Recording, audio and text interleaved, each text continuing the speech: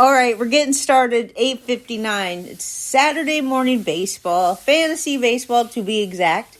And I just wanted to get started a little bit early so you guys can get some sound. It seems that there's a delay in the sound reaching the chat room. And, all my notes are so important. I don't want you to miss any. So, Lenny, keep refreshing until you get sound and let me know when you have it. And everybody else. And it's already there. And so I still want to say hi to the people in the chat room. Big Al on the prowl. Great to see you, buddy. Boston Paul here. Dad's a Premier. Daniel's here. We're going to talk a lot about the White Sox today. Eddie Heckman. Love to see you in the chat room. James Capraleon. Lenny, of course. My biggest supporter is here, sitting right next to me. Say hello, Leonard. Of course. Say hi. Hi, everybody. He's supposed to be involved in chat. And today I'm going to try to get involved with chat more. I'm going to try to go a little bit slower today because I think I try to pack so much stuff into one 1 hour long podcast that it gets lost somewhere along the way. So we're working on getting better always. And since the sound is good in the chat room, also I didn't finish the chat room. We have Post 1958. We have Rotorius here. King Turd is here. Tommy Johnson is here. Guest Tanya's here. And a cast of others. But King Turd, about to have his kid in August, did let me know on Twitter that it's going to be a little girl. So we're going to be calling her Turdette. And Turd Jr. is actually already 4 years old. And he's going to get to go to his first Texas Rangers game this summer. That's the key, you guys. Getting your children at a young age to like baseball is the key to keeping baseball America's sport. These kids, they go to a game when they're young like that. They have so much fun. Lenny used to take his kids. You see kids around when you go there, and it's just the kids should get in free as far as I'm concerned because it's so expensive to take your family to a baseball game. And family time is really what it's all about. Baseball should be focused around time with the family. I mean, if any of you remember going to your first game, typically the first game you go to, that's your team for life. So if you take your kid to a Yankees game at Yankee Stadium, that kid is hooked on the Yankees and he's probably a fan. I mean, you got to keep in mind the parents kind of let their kids the parents decide for their kid who they're going to be what team they're going to root for. But the point is, we love kids, we love families, we love having little youngsters join our chat room, and I just think that the best way to keep baseball going is to get the kids involved, for sure. So Turd Jr. gets to go to his first Texas Rangers game this summer. The Twins are the first MLB team to have one Lopez earn the win and another get the save. Pablo Lopez got the win. Jorge Lopez got the save in the same game. The last time that happened was in 1969. And also yesterday, the 69th bunt double in MLB history happened. Michael A. Taylor hit a double. Here's the thing. Everybody on the infield was playing way in, because they knew that Michael Taylor was going to bunt. So nobody was protecting the bases. I mean, how ridiculous do you have to be? If the infielders are playing in, then somebody needs to be covering second base and first base, and nobody was covering first or second base. So Michael A. Taylor turned his bunt into a double and scored Joey Gallo. Now, we have a lot of pitchers injured. I thought I was the only one with the injured bug, but I'm not. Of the first 75 pitchers drafted, okay, we're talking ADP in March. So from March 1st to March 30th, the first 75 pitchers drafted, 15 of them have spent time on the injured list already. And that includes Woodruff, Verlander, Scherzer, Rodon, Fried, Iglesias, Musgrove, Ray, and the list goes on and on. There's actually probably more, but that is the list. 15 out of 75 have been on the injured list so far.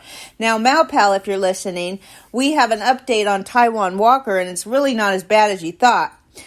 Taijuan Walker, you remember he left early with a forearm issue on Wednesday. And Rob Thompson says he feels better. He actually doesn't even need an MRI. He already played catch, and he's expected to make his next start on Monday.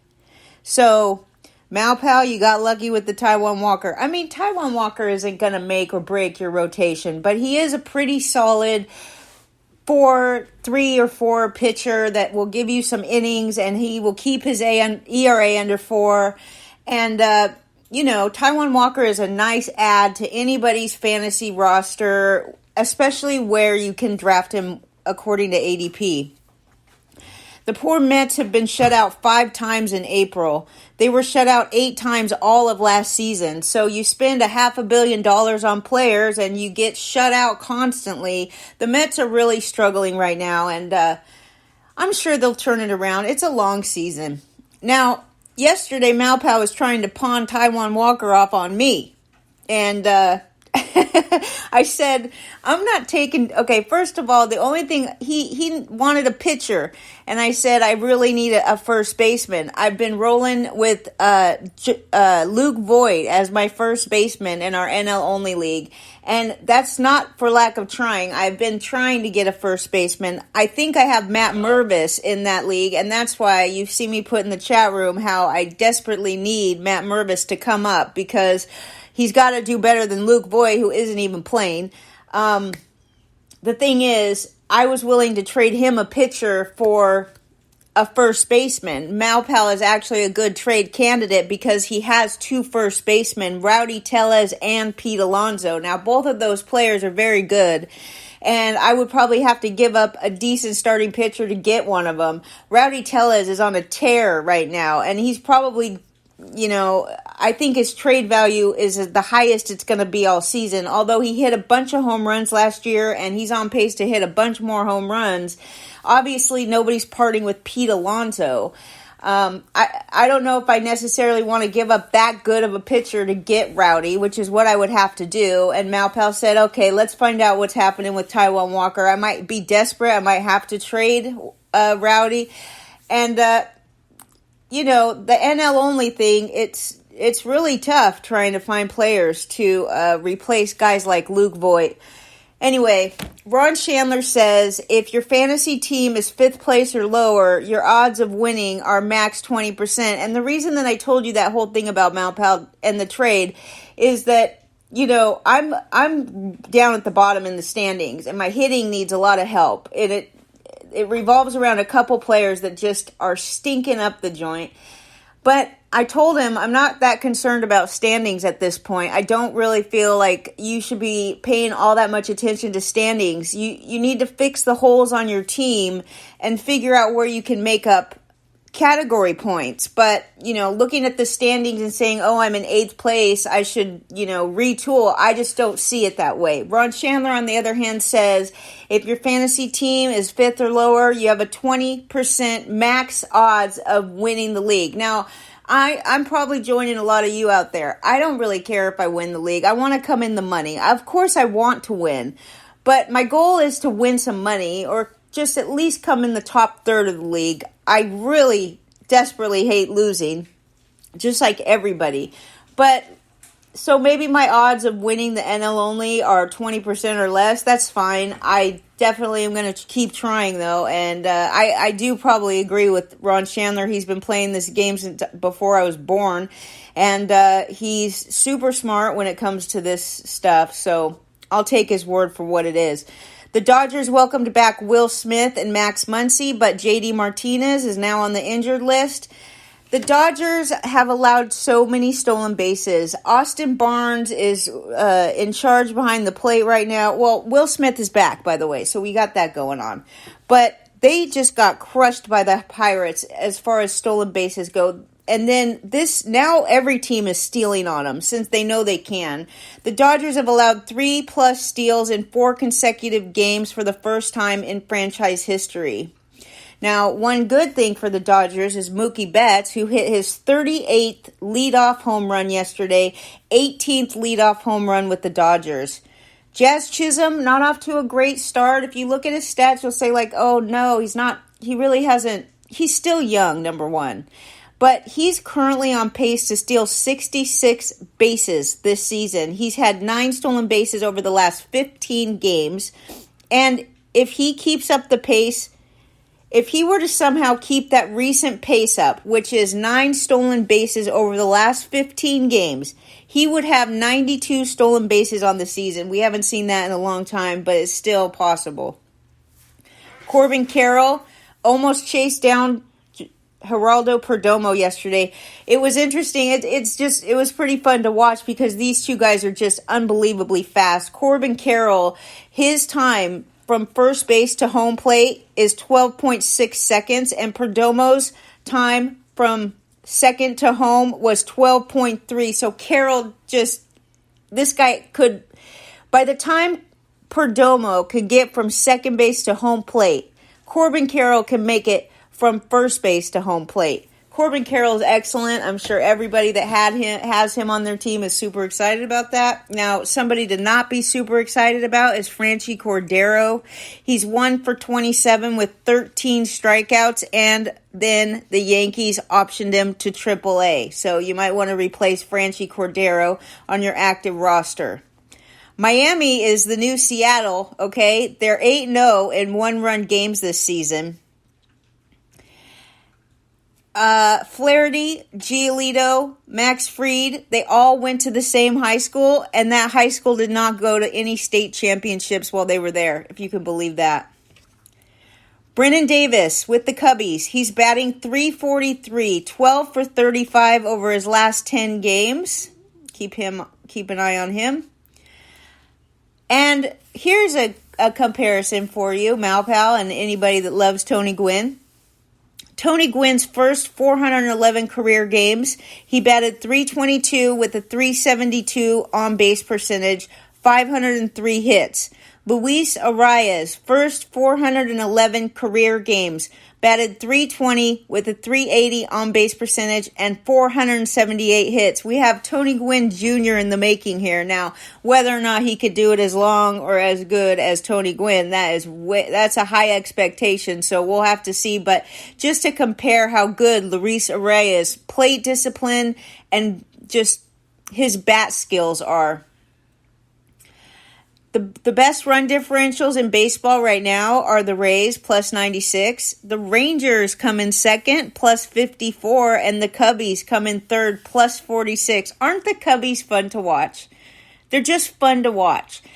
They made a couple of great, risky but great signings this offseason with Bellinger and some others. I just think that the Cubbies are fun to watch. They're plus 46 run differential.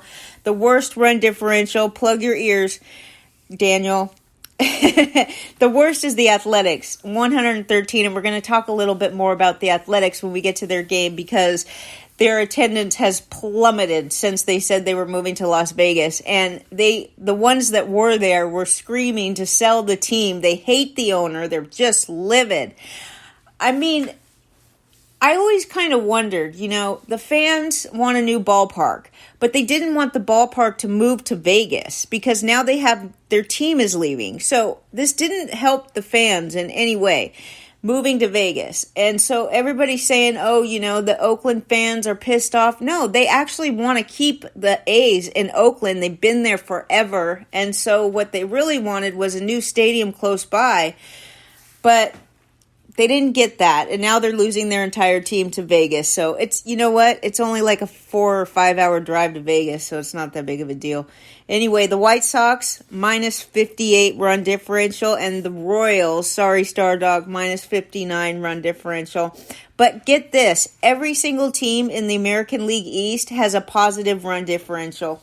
How's everybody doing, Leonard? Great. Is everybody chatting away? I'm just typing away. Hello, Laura. Nice to see you. Good morning, White Sox Al. Nice to see you, too. Eddie Heckman.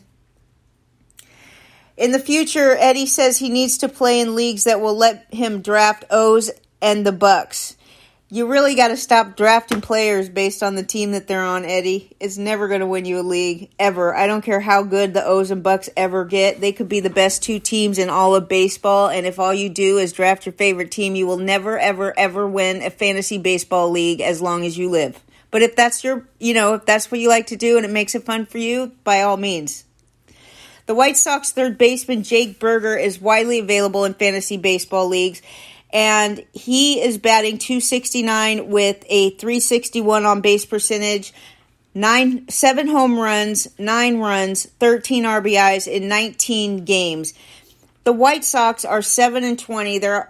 It's their worst start since 1950. They're 0 for 9 with runners in scoring position, and a crucial defensive breakdown made 9 straight losses yesterday.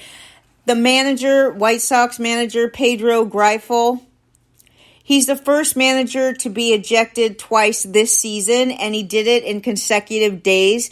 The interesting thing is Marvin Hudson tossed him in both games, and Marvin Hudson hasn't tossed anybody out of a game since 2021. And the writer that I picked up this tidbit from, they're saying it's not, you can't really blame the manager because his team is so bad right now. Oh, BS, I certainly can blame the manager. The manager is supposed to be setting an example for the team. And when your manager goes out and gets ejected 2 games in a row for arguing with the umpires, what in the world are you saying to your players? Don't forget to say hello to Bill Schneider. Hello, Bill Schneider. Nice to see you on a Saturday morning. But I would like to know what the chat room thinks of this. The writer says it's not, you can't blame the manager of the White Sox for getting kicked out 2 games in a row. I say that's bull dinky and poppycock. The manager, the only job he has is to get the players to do well. And when you're setting a bad example and acting like an ass, and that's just to be nice about it, okay? Because the guy, everybody blamed Tony La Russa last year. I did not like that whatsoever. I don't care if you like Tony La Russa or not. It wasn't his fault that the White Sox sucked. They had a ton of injuries, and people say, well, he didn't get along with the players. Well, he tried to get along with the players, but either way, what's the new manager? Does he get along with the players? Is getting along with the players the best thing you could do as a manager? Frankly, I would say no, but clearly those managers don't exist anymore. I mean, Ozzie Guillen, he got along with the players, but in a tough way. If you didn't show up and give 100% every day, Ozzie Guillen called you out so bad that you were just embarrassed to come back to work. And it's like babying these players. Is that making them better players, or is that making them a bunch of wussies? You tell me what you think in the chat room. Babying players and being their friends is like being your kid's friend over being their parent and teaching them right from wrong. What's more important? You know what I mean? The White Sox pitchers' walk rate entering Thursday was the second highest in the majors. Their hitters' walk rate was the third lowest. So basically, they're the worst team in baseball at controlling the strike zone. The batters are not walking. The pitchers are throwing balls and walking batters. And that's basically the worst thing you could do in baseball. Not getting on base as hitters and allowing way too many base runners as pitchers. Now, Malpal made a comment I'm going to disagree with, which, that's what this chat room is for. We should disagree with each other, and we should, have debates that are meaningful. Tim Anderson is coming back. According to this writer, Tim Anderson is going to make the team better. Malpal made a comment that every time Tim Anderson gets hurt, the White Sox fall apart. Maybe so. He's expected to return from the injured list next week. To me, I look at Tim Anderson.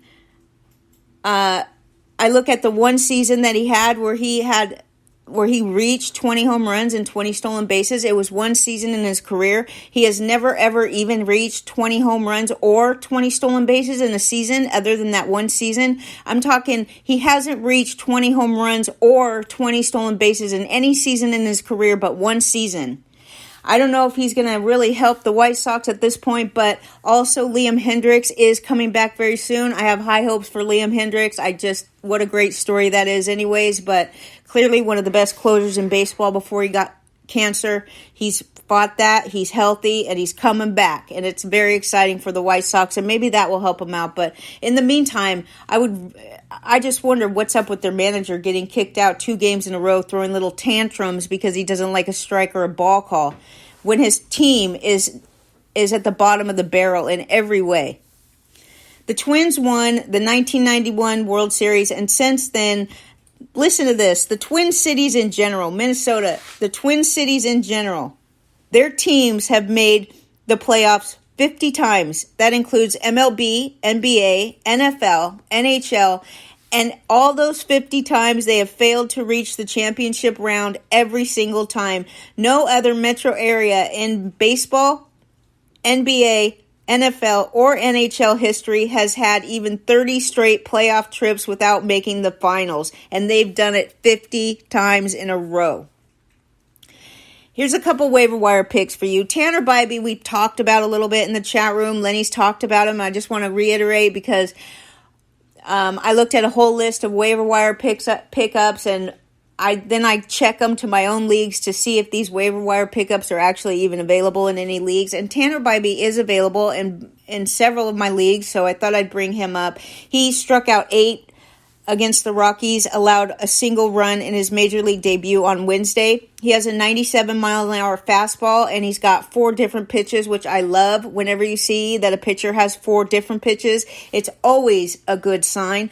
And on the other side of that, when you see that a pitcher only has 1 good pitch, you stay away from him. I don't care how good they are or how fast they throw. If he doesn't have more than 1 pitch, he will never sustain success in the majors. The number 5 prospect for Cleveland was Tanner Bybee, and they said he's going to be around to at least travel with the team for the next series against the Red Sox. And even if he does get sent down, it's only a matter of time before he gets called back up, because how long are they going to keep doing this with Zach Plesac?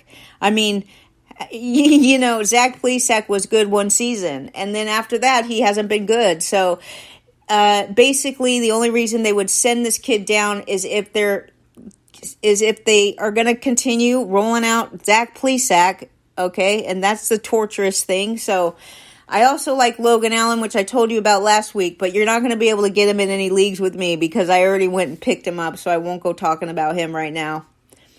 Yanier Cano, relief pitcher for Baltimore. I know this guy is not going to get a bunch of saves, but if you're in a league that does holds, this is an excellent chance to grab this guy. I did look to see his availability, and he's available in almost every one of my leagues. Now, even if you don't count holds in your league, there's a chance this guy could be better than the guys that you have right now, because he hasn't even allowed a hit yet. In 20 batters, he struck out 9 of them, and he's yet to issue a walk or allow a hit. Okay, and you know he's Baltimore, so clearly he's not going to get many saves. But consider this guy could get traded, because there's plenty of teams out there that have a bunch of loser closers. And the manager of the Orioles said the other day that he rewarded him by letting him get a save chance. And Batista's not going to be able to come in and save every single game from here on out. There's going to be times where Batista needs a day off like he did the other day, or maybe actually, like I said, the manager told this kid that he was being rewarded with a save opportunity, and of course he was successful in that save opportunity, and he was being rewarded for what he's done so far. He's already got 4 holds, okay? So the thing is, definitely pay a lot of money for this guy if you're in a holds league. There's nobody better than him at this point in time, and he's just done a lot to impress. Now let me check the chat room to see what kind of input we got about these the White Sox. Yeah, not sure Ozzy would jive with today's players. That's so true. He absolutely does not fit in Major League Baseball anymore. And Malpal wanted to clarify about Tim Anderson. He basically, what I said, I don't know what I said, but Malpal wants to clarify. He said Tim Anderson makes the team a different team, and that's true. I mean, I think all these players that are out right now are important to the team. I think Luis Robert is important to this team. And Luis Robert is, I don't think this guy could hit anything but a fastball, because all of a sudden they're not throwing fastballs to this guy, and he is just sucking. But thanks for the input in the chat room. It's really fun to get it. Now, our friend Jim Bowden, he thinks that the Dodgers should inquire about Javier Baez. Okay? Now, he thinks that the Dodgers should, because their shortstop stinks, okay? Basically, their shortstop's been horrible with the Dodgers so far this year. And I'd like to just point out before I continue on with this conversation is that Gavin Lux is going to come back. And Javier Baez he signed a 6-year, $140 million contract. He's got an opt-out at the end of the season, but does anybody in the chat room think he's about to opt out? Nobody does. Because why would he? He's getting paid a lot of money. I'm not sure exact, like $17 million a year or something like that. When he opts back into his contract next year, he will have $98 million left on his deal. And we know that Baez has had his heyday. He hit 34 home runs, 40 doubles, and 111 RBIs in 2018. And he's only actually 30 years old. So maybe he would benefit from a change of scenery, but we all know he strikes out too much. And Bowden brings it up because he says maybe the Dodgers would be willing to pay part of his contract. The Dodgers definitely don't want to pay $98 million to this guy. That was just an idea from Bowden, so I'm not going to spend that much time on it, but I thought it was interesting. Marcell Ozuna, Braves, Marcell Ozuna, he's been one of the worst hitters in baseball this season. He's batting .073 with a 192 on base percentage and 63 plate appearances. The Braves do not seem like they're ready to get rid of this guy.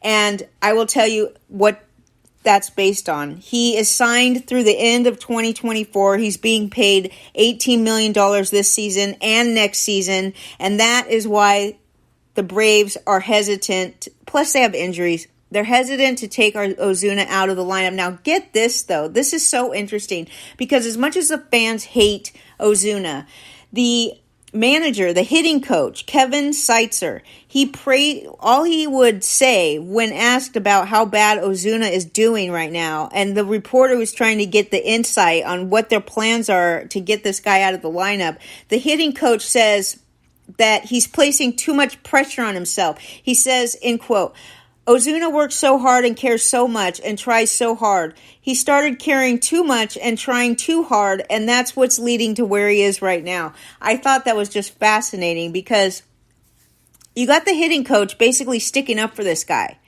Well, you're at the top level of baseball in the whole world. There is no level above Major League Baseball.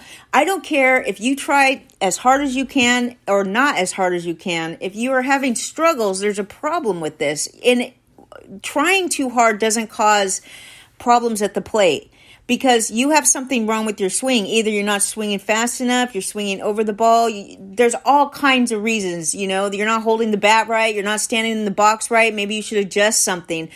Instead of trying to make adjustments with Ozuna, the hitting coach is just saying, oh, well, he's just trying too hard. He'll get it. But Ozuna hasn't hit well in several years. This is not the first time. This is not a fluke. The last couple years, ever since he signed his huge contract, he hasn't done shit, okay? Cody Bellinger is so fun to watch. What do you think? You want to give him the comeback player of the year already? He's batting .300 with 5 home runs, and he's got incredible bat speed. The writer that I pulled that from goes on to mention that he still has holes in his swing, blah, blah, blah, and that he's not sold on Cody Bellinger because he likes to tinker with his swing too much, and he probably will continue doing that. And he says that this resurgence is more based on sample size than actual improvement. I say bull dinky and freaking poppycock to that. Cody Bellinger is not going to be adjusting his swing if it's working for him. Why would he go out there and tinker with this swing? Of course he was tinkering with this swing because it sucked. But now, and he's got huge bat speed, and I disagree with the writer once again, and I say that Cody Bellinger will continue to do great, and we can cheer him on all season. We're going to the games now. The Dodgers beat St. Louis 7-3. Jack Flaherty threw 110 pitches. That was his most since 2019. That's great news for Flaherty. We had a lot of questions about Flaherty going into the season. He only threw 26 innings last year. Last night he went 4 2/3. That's not a great number of pitches to throw in only 4 2/3 innings, okay? But still, he struck out 7. He walked 2. 4 earned runs and 7 hits in 4 2/3. I think the highlight of Flaherty was the fact that he was able to throw 100-something pitches, even if it wasn't efficient pitches. Dustin May rebounded from a bumpy first inning. He threw 26 pitches in the first inning. 12 pitches were thrown behind the count. He threw 5 innings, 3 hits, 2 earned runs, walked 4, and struck out 4, so Dustin May doing well. Max Muncy hit a double. Freddie Freeman, hey, he's kind of on the comeback. He hit a double, his 6th double of the year. Betts, I told you, his 38th leadoff home run of his career and his 16th or 18th with the Dodgers. Jason Hayward was the star of the show last night. He had 2 hits, 2 RBIs. He had great defense, as always. It was his second consecutive multi-hit game and just his third of the season. Jason Hayward entered the night batting .191 with a .291 batting average and a batting average on balls in play of .176. I know a lot of people don't like to look at BABIP. I like to look at it this time of season. I like to look at it for at least the first third of the season, if not the first half of the season, because it can really help you understand if a player is just sucky or if he's having a lot of bad luck. Now, Jason Hayward is not a great example of this. I'm not telling you that Jason Hayward, because his batting average on balls in play was less than 200, that Jason Hayward is a good pickup. He's not. He's disappointed me many years in a row. He's great defensively, but that doesn't count in fantasy. But there's a lot of other players with a horrible batting average on balls in play, and you need to look at that before you make any rash moves about dropping a player. Miguel Vargas hit a 2-run homer. That was his first home run of the season. But Miguel Vargas is getting on base his on-base percentage is .363. He's got 16 walks. James Outman, not good. James Outman did do something yesterday. He did get an RBI, his 20th RBI of the season, but here's the problem. 7 straight strikeouts for James Outman. He's in an 0 for 10 slump. That must have been broken because he did get an RBI yesterday, but a rookie is a rookie, and they're going to have slumps, like it or not. Don't go crazy on this guy, too. He's one of the best players I've seen come up lately. And I told you the Pirates stole 12 freaking bases against the Dodgers in 3 games last week. The Cardinals had 3 more steals because I'm telling you, they know now. And these teams, why wouldn't they steal? The bases are the size of a freaking pizza box. Why wouldn't they steal? I mean, if nobody's going to throw them out. Austin Barnes behind the plate like an idiot. Sorry, no offense. That's not personal against Austin Barnes. I have that guy on a couple teams, but... You know, fantasy doesn't matter defense, but Will Smith is back. So hopefully Will Smith can throw out a runner or two because the Dodgers, the secret's out, all right? The secret is out. All right. Tyler O'Neill was a late scratch. He has mid-back tightness. So Tyler O'Neill, people, you need to watch out. And I told you Will Smith was activated. Muncy and... Brusdar Graterol, they're back. They came back from paternity. It's so nice to see all these players having babies. I know Lenny gets annoyed when people go on paternity. I love little babies. I know Franmil Reyes just came back from paternity. He had a new baby. I like it. Jordan Montgomery takes the mound tonight and against Clayton Kershaw. I thought Kershaw just literally pitched a couple days ago because Dan Ogden was on his way to go see Kershaw just a couple days ago. So that's strange. Anyway, Minnesota beat Kansas City 8-6. The first pitch was delayed 2 hours by rain. Malpal's boy Jordan Lyles, he's 0-5 now. He gave up 7 runs in 4 innings. Pablo Lopez, he struggled, all right? So we're going to do some bad news, good news here with Pablo Lopez. He struggled a little, but he pitched into the 7th inning. Good news. Pitched into the 7th inning for the 3rd time this season. You don't see that very often, and he's already doing that. So he allowed 6 runs on 8 hits and struck out 7. Salvador Perez hit his 3rd homer. Bobby Witt Jr. stole his 6th base. Michael Taylor bats at the bottom of the lineup, but he did steal his 3rd base yesterday. And I told you he got his he bunted and got a double out of that, so that's pretty good. Now, Salvador Perez had 3 hits. Nick Prado, George's guy, he added 3 singles and 2 RBIs. Edward Olivares doubled twice, tripled, and scored 3 runs. The Twins have scored 33 runs in their last 5 games. Minnesota's 3 homers gave them 36 on the season. They're actually the 2nd highest team for home run right behind the Rays. Jorge Polanco is a good one to look at. He's batting .367 with 9 RBIs since making his 2023 debut last Friday. Jose Miranda hit his 3rd home run in 3 games. Max Kepler hit his 3rd home run. Kenta Maeda, injury update here, tricep strain. He will be shut down until at least his symptoms subside. He's going to be replaced in the rotation tonight by Bailey Ober, who was recalled from AAA St. Paul and is activated to start today. And he's going up against Brad Keller. Tyler Mahle was diagnosed with a posterior impingement of his right elbow and also won't resume throwing until the soreness is gone. I did not see good news about this. That's all it says about his injury, but there's a lot of speculation going on about this guy that he could have a serious injury. So keep an eye on Tyler Mahle updates for the day. I'm sure they'll put out something. But a posterior impingement of his right elbow, doesn't that sound like Tommy John problems? I don't know. Like, that could mean nothing, or it could mean something. So be aware, he's hurt. All right. Miami beat the Cubbies 3-2. The Cubs reinstated Bellinger from the paternity list. Yay, another baby. And designated Luis Torrens for assignment.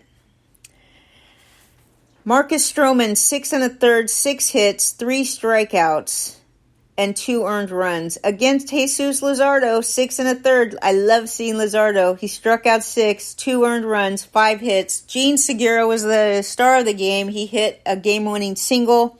He actually entered yesterday's game with the .203 batting average, so don't get too excited. It's the worst of his career. He's had the worst start of his career this year ever. Jazz Chisholm singled twice, stole 2 more bases. Nico Horner singled, extended his on-base streak to 23 games. It's the 3rd longest active streak in the majors. Chicago went 1 for 7 with runners in scoring position. They left 7 runners on base, which is why they lost. The Cubbies' Kyle Hendricks, he allowed 6 runs and 6 hits in a 1 2/3 innings at a rehab appearance with AAA. He should be back very soon. Joey Wendell, he went hitless in 3 at-bats in a rehab game with AAA Jacksonville. He should be back soon. Johnny Cueto is scheduled to throw 60 pitches in an extended spring training outing tomorrow or Monday. He should be back very soon. You got a guy, Caleb Killian, making his season debut for the Cubbies today. He's 25 years old. He was currently at Iowa. David Ross confirmed that they're calling him up today. He did have a small stint in the majors last year through 11 innings with a 10.32 ERA, did not do well. He's not doing well at AAA. He's got a 7.15 ERA right now in 11 innings, so I don't know why they're calling him up, but they are. He's 26 years old. You could go ahead and just forget about him even if he does well today, I don't trust him to pick him up. Don't fall for it. Toronto beat Seattle Mariners 3-2. The Mariners have lost 3 straight and 7 of 10. Seattle is 3-8 in 1-run games. Remember, they were the king of 1-run games last 2 years. Now it's Miami's turn. Seattle went 1 for 9 with runners in scoring position. They left 7 runners stranded. The Mariners have scored 3 runs in their past 2 games. Okay. Luis Castillo, 5 innings, 4 strikeouts, 2 earned runs, 6 hits against Alek Manoah. 5 innings, 6 hits, 2 earned runs, 7 strikeouts. So you tell me, is Manoah pitching well enough to be an asshole yet? Lenny? Sorry, I'm doing something. Oh, he's doing something. I'll ask him later. Castillo came in as one of 5 big league starting pitchers who had not allowed a homer this season, but he did allow a homer yesterday, so that streak is done. Toronto welcomed Teoscar Hernandez back for the first time since he became a Mariner. They had a pregame video for him, and the fans gave him a huge ovation before his first at-bat. I love to see it, although he finished 0 for 4 with 3 strikeouts, all against Alek Manoah, his former teammate. George Springer's back. He led off and played right field. But guess what happened? I hate to tell you this, but he left after being hit by a pitch. Oh, no.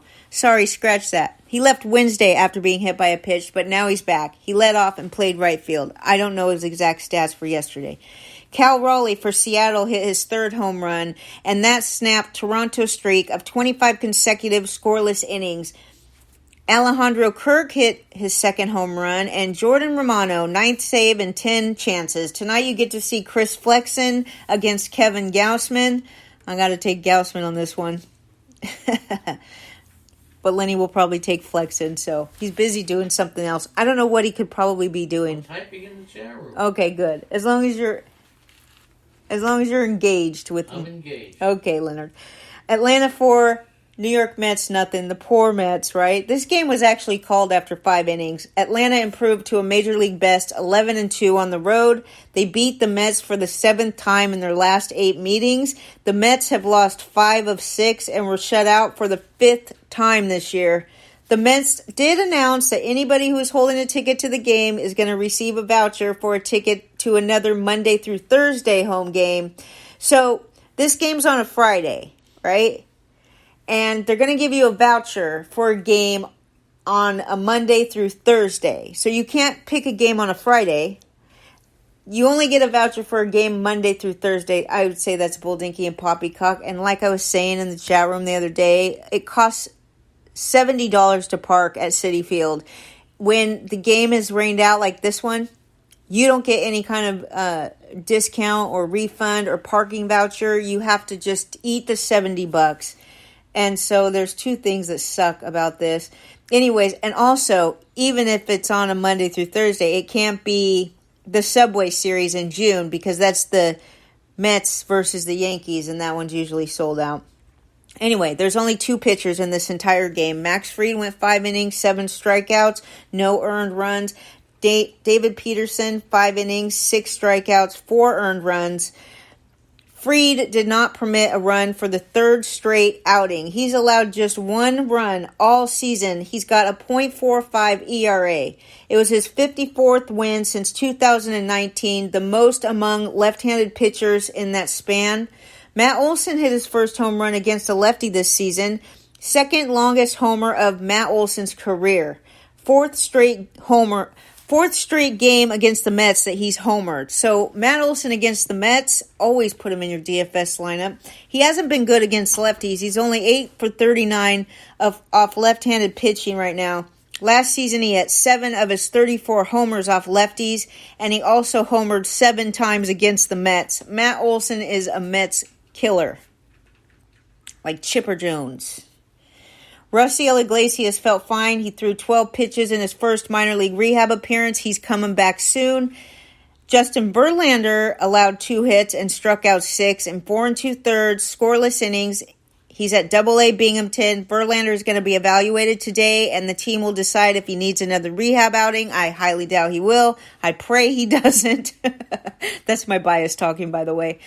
I say I highly doubt he will. It really means I hope to hell he doesn't. I need this guy so bad. He's on every team of mine. Spencer Strider is going to go against Tyler McGill today. Even though rain is in the there's supposed to be rain again today, like 70% chance of rain. So Cleveland beat Boston 5-2. Cleveland is now back at 500. They're 13-13, and they won consecutive games for the first time since April 14th. They're 9-5 on the road. The Red Sox hit 5 doubles, and none of those batters scored. Boston went 2 for 13 with runners in scoring position and lost for the 3rd time in 4 games. Shane Bieber won for just the 2nd time in 6 starts. He allowed 2 runs and 4 hits over 7 innings. He struck out 4. He walked 2. It was his first victory since April 10th. Shane Bieber, let's give credit where credit is due. He's made 26 consecutive starts of at least 5 innings, all right? Nick Pivetta, 5 innings, 5 strikeouts, 4 earned runs, all up to the same old stuff. Jarren Duran, though, became the first Boston player to hit 3 doubles in a game since last August. Will Brennan homered with 2 outs in the 9th. It was his 2nd big league home run of his career. Mike Zunino homered in the first row. He homered into the first row of the Green Monster seats in the 4th inning.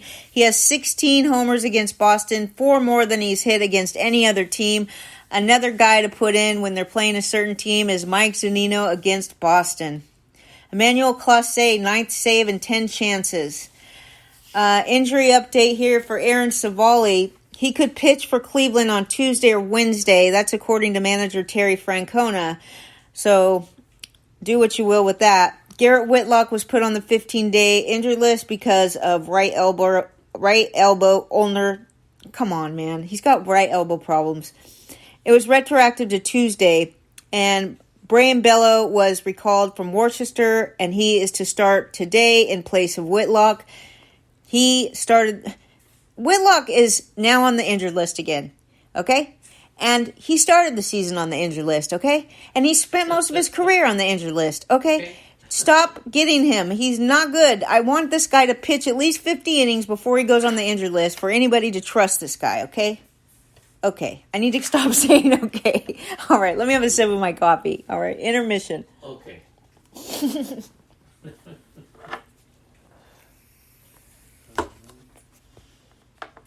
All right, moving on from Boston, the sad state that it is, to Tampa Bay beating the White Sox 3-2. The Rays won for the 8th time in 10 games. The White Sox have dropped 9 in a row that's their longest skid since 2013. The Rays are 5-0 against the White Sox this season. Zach Eflin, la la la, Zach Eflin is back. I need to make a song for him. I love this guy. I knew it. I really knew that he was going to do good for Tampa because for a whole host of reasons. They signed him to a huge contract for them anyway. He pitched 5 innings, 6 hits, 2 earned runs, 5 strikeouts, and he went against Giolito, who made it through 6 2/3, 6 strikeouts on 8 hits, and 2 earned runs. So Giolito had a decent outing. Now, there was a ton of stolen bases. I really thought there wasn't a ton of stolen bases. There were several stolen bases for the White Sox. I really thought this team was going to steal like crazy this year. Benintendi stole 2 bases yesterday, and Elvis Andrus stole a base. Isaac Paredes, again, he had 3 hits, his 4th home run. Jake Berger and Andrew Vaughn both homered. Rookie Kevin Kelly got his first save. Now, here's the thing. This wasn't in the game recap, but I found it in Lenny's Tidbits. Pete Fairbanks, he was removed yesterday from his save opportunity in the 9th inning against the White Sox with a hand injury. He told reporters that he felt numbness in his fingers before he exited. And just to be clear, he's dealt with Raynaud's syndrome. It's in the past, and it's this syndrome that causes your fingers to feel numb in cold weather. Fairbanks believes he can pitch again in this series, but his status is day-to-day until updated. It was interesting that the recap never even mentioned that the reason that this youngster, Kevin Kelly, got his first save was because Fairbanks was actually taken out with numb fingers. It's not a serious problem, and it's not really an injury. It's just that your fingers do get numb in cold games, and so that could affect this time of season at least. Anyway, the White Sox signed Clint Frazier. Remember him? He was a New York Yankee outfielder. They signed him to a minor league contract. They are desperate right now. So at least, the White Sox fan can see they're at least trying to do something. It really makes you wonder what they're going to do. He was actually in uniform already last night for AAA Charlotte. So expect him to come up. If you're in a very deep, deep league, you might consider Clint Frazier, adding him because he's on his way to the majors. I don't know what will happen to Gavin Sheets after that because this guy barely gets time as it is. Actually, Gavin Sheets is not having the worst season, so he is getting playing time. Tonight you get to see Yonny Chirinos. He's going to make his first start of the season. I can only assume that's going to be as an opener. And Lance Lynn. He's got a 7.52 ERA. He's 0-3. Lynn, maybe just, I'm not trying to be rude, but he hasn't pitched well for the last few seasons. I waited for this fool all year last year until he came back. And when he came back, it took him months to get any good. I think he finished the season decent, which gave me hope that he could start this season good. Steve Stone apologized for saying he has to lose weight. What? Steve Stone, the announcer, apologized for saying on the air that Lance Lynn had to lose weight. Oh, God. All right. Here's what this world has come to, okay?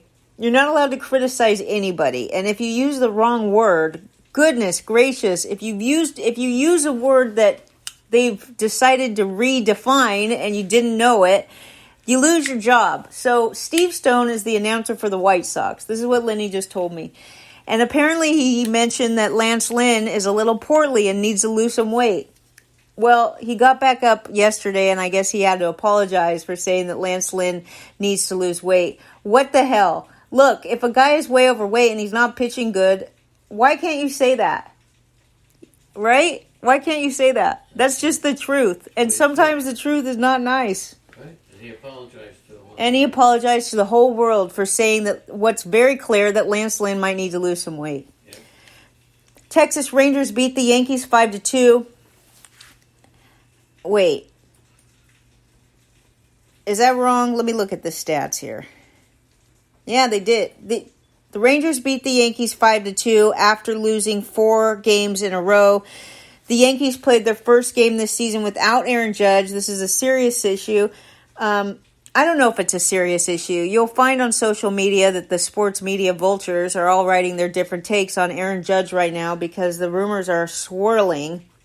He had tests on his sore right hip. So Aaron Judge has a right hip. He missed the game yesterday. According to Aaron Boone, Yankees were still waiting for the physician to review the results. And Aaron Boone did not discount the possibility of Judge going on the injured list. Now, there's a guy that writes for the Yankees named Bob Clappish. And he gets a lot of shit because they say he makes up stuff half the time. And, there's one really great writer that I recommend for the Yankees, beat writer, and his name is Brian Hoke. And he's been with the Yankees for a long time, and pretty much that's the only one I trust. But there's a few others. But here's what this guy, Yankees beat writer Bob Clappish, he says that, and he uses the word apparently. These are so phony. Apparently, the Judge injury could be more severe than they're letting on. Surprise, surprise, he says. Judge, this is what he says too, so don't take it at face value. This is what he said. He says, Judge told his teammates after the 4-2 win over Texas that he's worried about his hip, and the Yankees are privately freaking out. Now, honestly, I don't believe a word from these people at all unless I hear it from Boone or Hoke. I like Brian Hoke. He's a good Yankees beat writer. But here's the thing. The Yankees did make a move here, and they put Jake Bauers on their taxi squad in Texas. So that's a sign that they might need this guy to come up. Now, Jake Bauers played a lot more first base than he played in the outfield.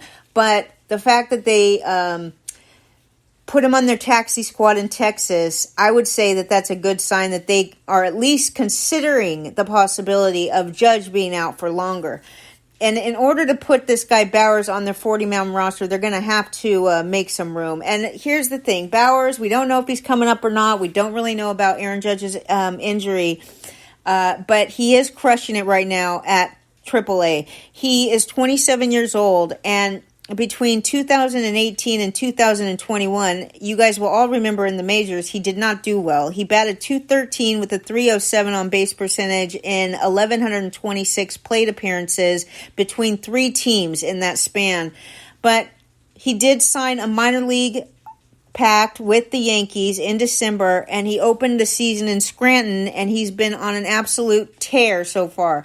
Through his first 87 plate appearances, he's batting .319 with a .460 on-base percentage, 9 home runs, 5 doubles, a triple, 5 stolen bases, and a 20.7% walk rate. And he's walking more than he's striking out. They did say that he made a lot of alterations to his swing path and his approach at the plate. He worked very hard this offseason, so it is possible that he's fixed some issues that he has been saddled with over the last 3 years. The threat of losing your career, it does kick a lot of people into action. So that's what he's doing in the minors, deep leagues. You might want to add him. They did put him on the taxi squad, so Jacob deGrom is another situation we have to talk about specifically. He was having a good start yesterday before he left in the 4th inning. He had forearm tightness. It was the second time in 3 games that he exited early because of injury concern. Jacob deGrom was doing what he does. He retired his first 10 batters. He had a 5-0 lead before he walked Anthony Rizzo, and he only threw 10 balls to the first 10 batters. So every other pitch that he threw was a strike. Now, Bruce Bochy is saying that he's just being cautious. I believe that, because if something was wrong with him, he wouldn't be pitching this good. I mean, the guy is just clearly the best pitcher in baseball when he's healthy. That's the big capitalized part, when he's healthy. But Clark Schmidt, on the other hand, left-handed batters are crushing Clark Schmidt. If he continues to be in the rotation and you like to play DFS, throw in a couple lefties that are playing against Clark Schmidt. They're hitting .385 against him this year. Clark Schmidt went 5 innings, 10 hits, 5 earned runs, 8 strikeouts. Robbie Grossman hit a 2-run homer. He doubled twice. Marcus Semien and Jonah Heim each had RBI doubles. Marcus Semien extended his on-base streak to 14 games. Will Smith got his 3rd save. Luis Severino, I'm not even going to go into the long story. Last Saturday Baseball, I told you all about this process that Luis Severino is going to have to go through. You shouldn't even expect him back for another 2 months. He's got to do so many steps between now and the time that he comes back to the Yankees. He's not even worth having around unless you have an injury spot to put him on. He did have a 40-pitch bullpen session, and Boone said that it went well, but that he wasn't sure if the next step would be another bullpen session or the start of a rehab assignment. He's got, believe me, it sounds like it's just close, right? It's not close at all. Jonathan Loaisiga, right elbow inflammation. He resumed playing catch last week, but alas, he was sore afterwards on Wednesday. He had tests yesterday, so we're waiting for Loaisiga's test to come back. Rangers' Josh Jung, he got hit on his left hand by a pitch on Wednesday, but he was back in the lineup yesterday, so that's good. And tonight you get to see Johnny Brito making his 6th career start for the Yankees against Nathan Eovaldi, making his 6th start for Texas and his 227th start of his career. Milwaukee beat the Angels 2-1. It was a battle of the lefties. LA made its first visit to Milwaukee since 2016. They snapped a 3-game winning streak. Tyler Anderson bounced back from 3 bad outings. Yeah, dude, I picked this guy up and then he's just stunk. He allowed 5 hits and 3 walks in 6 2/3, 7 strikeouts. He threw a season-high 109 pitches. He gave up 16 earned runs over 14 innings in his previous 3 starts. He went up against Wade Miley, went 6 innings, 2 strikeouts, 1 earned runs on 7 hits. So he got pretty lucky not allowing more runs than he did. Milwaukee's 4 pitchers didn't walk any batters. And here's Rowdy Tellez. Over his last 14 games, he's batting .319 with 6 home runs and 15 RBIs. Ohtani and Mike Trout went a combined 2 for 8 yesterday. Devin Williams pitched a perfect 9th for his 4th save in 4 chances. He's pitched 9 scoreless innings in 9 appearances. Injury update here. The Angels put Jose Quijada on the injured list with elbow discomfort. Chris Davinsky will be recalled, and tonight we get to see the wonderful Reed Detmers against Corbin Burns. That should be tough, but Corbin Burns is not his old self. He has a 4.55 ERA on the season. Reed Detmers actually has a better ERA than Corbin Burns, and I'm rooting for Reed Detmers because I really like him. And I know King Turd and Turd Jr. are rooting for Reed Detmers too. Philly 3, Houston 1. The Astros and Phillies have played 10 times since the beginning of October last year. Aaron Nola, 8 innings yesterday, 6 strikeouts, 1 earned run against Framber Valdez, who went 7 innings, 3 strikeouts, 8 hits, and 3 earned runs. Jeremy Pena hit a home run. Aaron Nola had allowed at least 3 runs in each of his previous 5 starts this season. All right. This time, he retired 11 straight during one stretch, and then the final 12 batters he faced. So Nola looks back. Schwarber hit a solo home run. I told you Jeremy Pena hit a home run. Mauricio Dubon's 20-game hitting streak was snapped. He went 0 for 4. Jose Alvarado worked the 9th for his 5th save. I will eat crow again on this. I think I do it every week when I have to read off that Alvarado got another save. I'm impressed by this. I was wrong, and it looks like he's really doing a great job taking advantage of the opportunities that he's been given. Injury update here on Christian Pache. He left in the 5th with a right knee injury. He will be evaluated further. He was leading off a second base, and then he slipped, and he was trying to get back to the bag, and then he limped off. But the manager says that they're not that concerned about Pache, so we'll see what happens.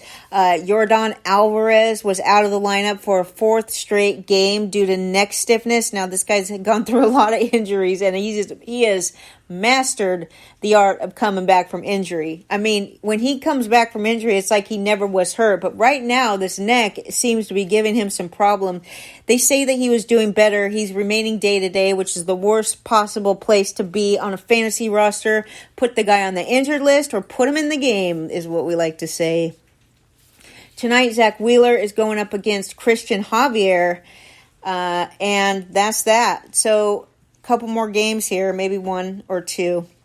Arizona 9, Colorado 1. Arizona had a 5-run 9th inning. The Rockies lost their 6th straight home game.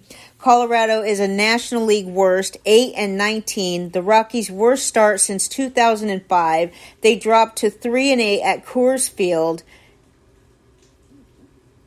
Merrill Kelly walked 1 after issuing 17 in his first 5 starts. So Merrill Kelly did okay. He was walking batters like crazy. He only walked 1 yesterday. Kyle Freeland is 0-3 in 4 starts since his first start of the season. Injury update on German Marquez. He was placed on the 15-day injured list with right elbow inflammation. They said that I'm not going to say probably, but there's a lot of questions about this. He actually said that he is concerned that he may need Tommy John surgery. He had an MRI on Thursday and will undergo another MRI on Monday. Bud Black also says that Randall Grichuk is with the team. He's 100%. He has yet to play this season after he had hernia surgery this offseason. But Randall Grichuk is 100%, and he is traveling with the team, and you can expect to put him in your lineup.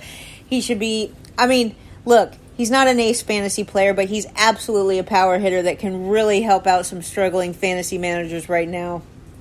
Tonight, Tommy Henry, he's 0-0 with a 6.23 ERA. He's going up against rookie Noah Davis. Davis will be making his 3rd career start and his Coors Field debut. Cincinnati Reds beat Oakland 11-7. There were 6,423 fans at the Oakland home game. That was their first home game since they announced their deal in Vegas. It was the 6th time in 13 home games this season that the attendance was under 10,000. Oakland entered the homestand averaging a major league low 11,027 in attendance at their games. The Cincinnati Reds have won 4 in a row for the first time since last August. Stu Rucinski was activated from the injured list and made his Oakland debut. He threw 5 2/3, 11 hits allowed, 3 earned runs, and 1 strikeout against Luis Cessna, who pitched 5 innings, 2 strikeouts, 3 earned runs on 8 hits. He won for the first time in 5 starts this season. Nick Senzel had 3 RBIs, and Jake Fraley hit a 2-run homer. Ketel Marte hit a homer. Josh Rojas drove in 3 runs. Fraley hit a 2-run homer. Shea Langoliers had 3 RBIs. Brent Rooker had 3 hits, and Ryan Noda hit his 3rd home run. Tonight you get to see Hunter Green against Kyle Muller. Both of these pitchers haven't been great, but Hunter Green I think is a little better than it looks. This is the guy that everybody loves his velocity, but that's about it for me. I'm only 3 minutes over my time. One more game, St. Louis. I already did that one. Oh, you did? Uh-huh. Oh, you're right there, baby. And I slowed down today, too, some. Nice go. Yes, you did.